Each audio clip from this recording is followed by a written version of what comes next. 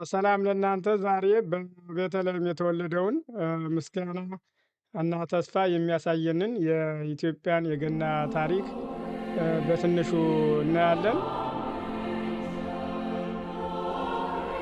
ኢየሱስም በይሁዳ ቤተልሔም በንጉሱ በሄሮድስ ዘመን በተወለደ ጊዜ ኮከቡን በምስራቅ በማየት ሰባ ሰገል ከምስራቅ ወደ ኢየሩሳሌም ቤተልሔም እንደመጡ ወደ ቤትም ገብተው እንግዲህ ቤት የምንለው በዋሻ ገብተው ወደ ዋሻው ገብተው ሕፃኑን ከእናቱ ከማርያም ጋር እንዳዩት ወድቀውም እንደሰገዱለት ሳጥኖቻቸውንም ከፍተው እጅ መንሻ ወርቅ ዕጣንና ከርቤም እንዳቀረቡለት ሐዋርያው ማቴዎስ በምዕራፍ 2 ዘግቦት እንመለከታለን። ሉቃስ 2 በገና ታሪክ ውስጥ በጣም ከሚነበቡ ምዕራፎች አንዱ ነው። ስለ ኢየሱስ ክርስቶስ ትክክለኛ ልደትና መልአኩ ለእረኞች መገለጡን ይናገራል። ሄደው በቤተልሔም የተወለደውን ጌታ እንዲፈልጉ ይነግራቸዋል።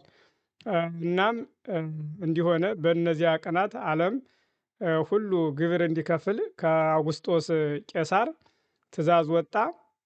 ሉቃስ እነዚህን ሁለት ሰዎች ማለትም አውግስጦስ ቄሳርንና ኢየሱስ ክርስቶስን ለማነጻጸር የሚሞክር ይመስላል።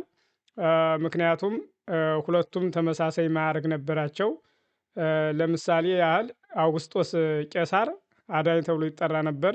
ምክንያቱም ሕዝቡን ከመቶ ዓመት የሮማውያን ጦርነቶች ስላዳነ ከረጅም ጊዜ በኋላ በተፈጠረው ሰላም ምክንያት እንደገና የሰላም ልዑል ወይንም ሰላም አምጭ ተብሎ ይጠራ ነበር። በመጨረሻም መለኮታዊ የሆነው የጁልየስ ቄሳር የማደጎ ልጅ በመሆኑ የእግዚአብሔር ልጅም ተብሎ ይጠራ ነበር። ኢየሱስ ክርስቶስ ደግሞ አዳኝ ነው። እርሱ የኃጢአታችን አዳኝ ነው። እርሱ ደግሞ የሰላም ገዥ ነው። ለዘላለም የሚኖር ዘላቂ ሰላምን የሚያመጣ። በመቀጠልም ማርያምና ዮሴፍ ከናዝሬት ወደ ቤተልሔም ረጅም መንገድ ሲጓዙ እናነባለን በሉቃስ ወንጌል። ይህ ጉዞ ወደ 95 ማይል ያህል የሚወስድ ሲሆን በቅዱሳት መጽሐፍት መሰረት ከ4 እስከ 5 ቀናት ያህል ይወስዳል። በቆዩበት ጊዜ የማርያም የምትወልድበት ጊዜ ደረሰ ይላል። የበኩር ልጇን ወለደች፣ በጨርቅም ጠቀለለችው። በእንግዶች ማረፊያ ስፍራ ስላልነበራቸው በግርግም አስተኛቸው። ሲደርሱ በእንግዳ ማረፊያ ውስጥ ምንም ቦታ ስላልተገኘ እርግጥ ነው በክርስቶስ ዘመን በቤተልሔም ሰዎች እንስሶቻቸውን የሚጠብቁባቸው ብዙ ዋሻዎች ስለነበሩ ልደቱ ወይም ሲወለድ የሚችልበት ቦታ በዚያ ዋሻ ውስጥ እንደነበር ይጠቁማል። ከመጀመሪያ ጀምሮ የክርስቶስ ልደት ክስተቶች የእርሱን ሞት የሚያመለክቱ ይመስላል። በተወለደበት ጊዜ በእንግዳ ማረፊያው ውስጥ ቦታ ስለሌለ በመጠቅለያ ልብስ ተጠቅልሎ ዋሻ ውስጥ ተኝቷል።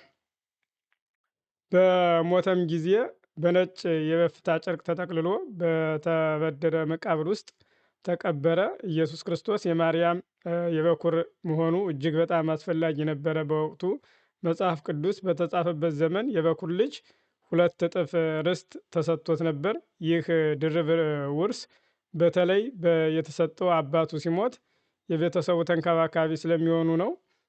ስለዚህ ትልቅ ልጅ የበኩር ልጅ ማለት ነው። አባቱ ከሞተ እናቱን የመርዳት ያላገቡ እህቶቹን የመደገፍ ኃላፊነት አለበት። ወይንም ምናልባትም ተጨማሪ ድጋፍ ለሚያስፈልገው ጠማማ ልጅ ሊሆን ይችላል። በዚህ ጉዳይ ላይ ኃላፊው ታላቅ ወንድም ይሆናል። እንደዚሁም ኢየሱስ ክርስቶስ ከበኩር ልጅ ጋር አንድ ነው። ርዕሱ መበለቶችንና ያላገቡትን ይጠብቃል። በመቀጠል በሉቃስ ዘገባ ውስጥ ስለ ጉብኝቱ እናነባለን። መልአክ ለእረኞች የኢየሱስ ክርስቶስን ልደት ምስራች በማወጅ ብዙውን ጊዜ እነዚህን እረኞች ትሁትና ታዛዥ ብለን እናከብራቸዋለን። እረኞችም ማለት ነው፣ አልነበሩም ማለት አይደለም። ነገር ግን በክርስቶስ ዘመን ብዙ ሰዎች እረኞችን በመጥፎ ዓይን ይመለከቱ ነበር። እረኞች ብዙውን ጊዜ እርኩስ፣ ዘላን፣ ቤት የሌላቸው፣ ያልተማሩና ድሆች ተደርገው ይታዩ ነበር። ብዙዎችም እንስሶቻቸው የራሳቸው ባልሆነ መሬት ላይ እንዲሰማሩ ስለሚፈቅዱ ሐቀኝነት የጎደለው አድርገው ይመለከቷቸው ነበረ። ይህ ጌታ ስራውን ለመስራት ማንን እንደሚመርጥና ከሁሉም በላይ ደግሞ ጌታ በእያንዳንዳችን ውስጥ ስለሚያየው ጠቃሚ ትምህርት ያስተምረናል ብዬ አስባለሁ። ብዙውን ጊዜ አንድ ሰው ስንመለከት የድህነት የርኩሰት ወይም የትምህርት እጦት ውጫዊ ምልክቶች እናያለን። ነገር ግን ጌታ የሚያየው ውስጥን ነው ማለት ነው። እና የመማር ችሎታው ለማገልገል ልምድ እና እድሎች ከመሰጣታቸው የማደግ ችሎታቸው በቅዱሳት መጽሐፍት ውስጥ እንዲህ ይላል። ፈጥነው መጡ፣ ማርያምና ዮሴፍንም ሕፃኑንም በግርግም ተኝተው አገኙት ማለት ነው። እረኞች ባዩትም ጊዜ ስለዚህ ሕፃን የተነገራቸውን ነገር አወሩ። በሌላ አነጋገር እርምጃ ወስደዋል ማለት ነው። ሕፃናቶች አንድ ነገር እያንዳንዱ ሲነገራቸው ወዲያውኑ አደረጉት ማለት ነው። እነዚህ የበግ እረኞች ማለት ነው። አልጠበቁም። እናም የክርስቶስን ልጅ ካገኙ በኋላ ዜናውን ለሁሉም አካፈሉ ማለት ነው። እርሱ በእውነት የበኩር ልጅ ነው።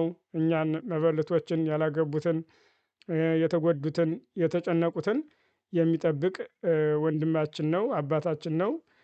ይህ ታሪክ በማስቀጠል በኢትዮጵያ ገና በጥር 7 የሚከበር በዓል ነው። በዚህ ቀን ክርስቲያኖች የዓለም አዳኝ የተወለደበትን ቀን እናከብራለን።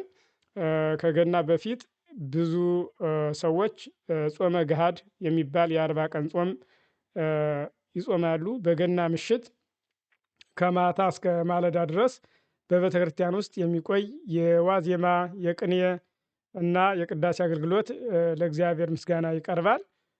ካህናትና ዲያቆናት ባህላዊ ነጭ ልብስ በመልበስ እግዚአብሔርን ያገለግላሉ ማለት ነው። መሐሌት የሚባል መዝሙር በእምነትና በድንቅ ድምፅ ይዘምራሉ ለእግዚአብሔር። በዚህ በዓል ኢየሱስ ክርስቶስ እንደ አዳኝና የዓለም ብርሃን ይከበራል። ሰዎች ነጠላ፣ ጋቢ፣ ባህላዊ ልብሶችን ለብሰው ወደ ቤተክርስቲያን ይሄዳሉ። ከአገልግሎት በኋላ ቤተሰቦች በመሰባሰብ ዶሮ ወጥ በእንጀራ ይበላል። እናጋራለን፣ ደስታን እንካፈላለን፣ የተለያዩ ደስታዎችን እንቀባበላለን ማለት ነው። በብዙ አካባቢዎች የገና ጨዋታ ተብሎ የሚጠራ ጨዋታም አለ። ይህ በተለይ በወንዶች ዘንድ የሚገናኝ ሲሆን በበዓሉ የሚያመጣውን ደስታ ይወክላል ማለት ነው። ኢትዮጵያ የራሷን የቀን መቁጠሪያ ትከተላለች። ስለዚህም ገና በጥር 7 ይከበራል። ይህ በተለይ በላሊበላ የተለየ ክብር ይከበራል። በብዙ ሺዎች የሚቆጠሩ ሊቃውንት በደጁ አብያተ ክርስቲያናት ይሰበሰባሉ። ብዙዎች ጠቢባን ወደ ኢትዮጵያ የተጓዙት በመጽሐፍ ቅዱሳዊ ታሪክ ነው ተብሎ ይታመናል። ለዚህም ነው ሀገሪቱ ጠንካራ የክርስትና ባህል ያላት። እያንዳንዳችን በዚህ በዓል የጌታን አዳኝነት የኢየሱስ ክርስቶስን ምስክሮች በመሆን ስለ ልደቱ፣ ስለ ሞቱና ስለ ትንሣኤው ለሰዎች እንድንናገር ስንታዘዝ በፍጥነት እንድንሰራ እንደነዚህ እረኞች እንሰራለን ማለት ነው። መልካም ገና። እግዚአብሔር ኢትዮጵያን ይባርክ። አብሰራ ገብርኤል ለማርያም ወይቤላ ትወልድ ወልደ ሚካኤል መልአክ በክነፍ ጾራ